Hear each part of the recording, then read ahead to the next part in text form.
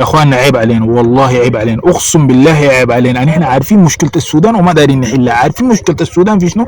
قبيلتي قبيلتك، جهتي جهتك، جهويه وقبليه، ما في حاجه غير دي. ولسه يعني احنا كمثقفين وكمتعلمين بنقع في ذات الغلط.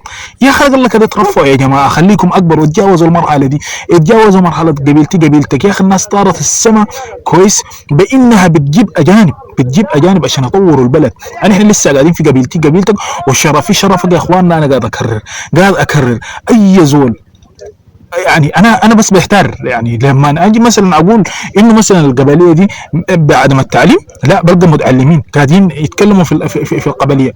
لما اجي اقول مثلا الجهويه برضه من اجل الثقافه، لا تلقى مثقفين قاعدين يتكلموا في الجهويه.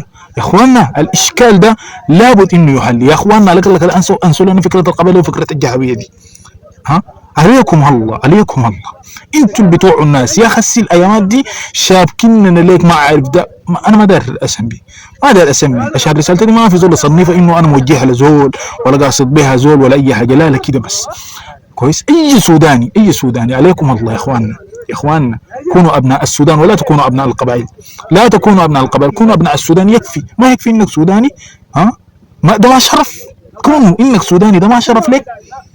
لو بقى انه ده ما شرف ليك والله معناه الف سلامة هي.